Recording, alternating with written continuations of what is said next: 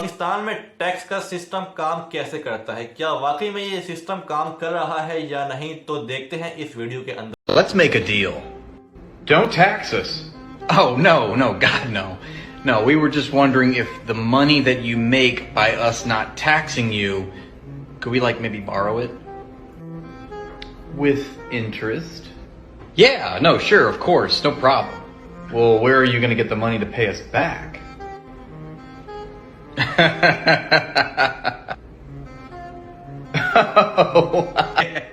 Oh! तो सबसे पहले ये समझते हैं कि टैक्स क्या होता है। टैक्स एक डिफाइंड अमाउंट यानी कि एक रकम होती है जो कि हुकूमत अपने शहरियों, कारोबारी इदारों या फिर कंपनियों पर आयद करती है ताकि वो मुल्की मईशत को चला सके। हुकूमत ये पैसा तालीम, सेहत, सड़कें, पुल और दीगर फलाह बहबूद के कामों पर इस्तेमाल करती है। अब आप लोगों को ज़्यादा पता है कि ये पैसा कहाँ पर इस्तेमाल होता है, क्योंकि ये काम तो कहीं भी नज़र नहीं आते। तो खैर वीडियो पर वापसी आते हैं। एक आम आदमी के लिए टैक्स वो रकम है जो वो अपनी आमदनी, अशिया की खरीदो फरोख्त या फिर किसी भी किस्म की लेन देन पर हुकूमत को अदा करता है। पाकिस्तान के अंदर टैक्स की दो इकसाम है, एक डायरेक्ट टैक्स और एक इनडायरेक्ट टैक्स। तो पहले देखते हैं कि डायरेक्ट टैक्स क्या होता है। ये वो टैक्स होता है जो आपकी आमदनी या फिर असासों पर बराह रास्त लगाया जाता है।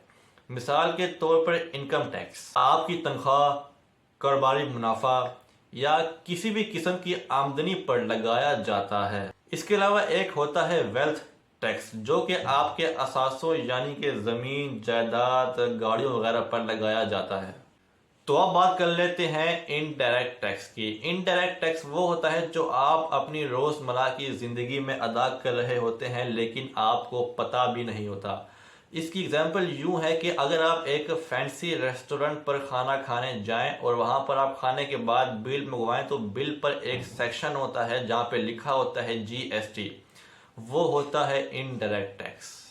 मैंने आपको पहले कहा था कि हुकूमत कारोबारी इदारों से टैक्स लेती है, वो यही टैक्स होता है जो ये इदारे हुकूमत को पे करते हैं और असल में पे आप कर रहे होते हैं। और बहुत से रेस्टोरेंट में तो बिल पर लिखा भी नहीं होता GST का, लेकिन फिर भी वो हमारे बिल में से पैसे GST के काट लेते हैं। ये बहुत ही गलत बात है। हुकूमत इन इदारों से इनके मुनाफे में से टैक्स मांगती है लेकिन ये हमसे लेके हुकूमत को टैक्स दे देते हैं। ये हैं पाकिस्तान के हालात। इसके अलावा कस्टम ड्यूटीज़ भी होती हैं, जैसे कि आप बाहर से कोई चीज़ मुल्क के अंदर इंपोर्ट करवा रहे हैं तो उस चीज़ पर भी आपको हुकूमत को टैक्स पे करना होगा। तो अब यहाँ पर सवाल ये पैदा हो जाता है कि पाकिस्तान में टैक्स देता कौन है। हर वो शख्स जिसकी आमदनी, जिसकी सैलरी 6 लाख रुपए सालाना है या इससे ज़्यादा है, वो टैक्स देने का पाबंद है। अब यहाँ पर एक और सवाल पैदा हो जाता है कि टैक्स देने का तरीकाकार क्या है। FBR की वेबसाइट है, वहाँ पर जाके आप अपना अकाउंट बनाएं और टैक्स दे दें। यहाँ पर मैं एक चीज़ बताना भूल गया कि जिसकी आमदनी, जिसकी सैलरी ज़्यादा होगी वो ज़्यादा टैक्स देगा और जिसकी सैलरी कम होगी वो कम टैक्स देगा।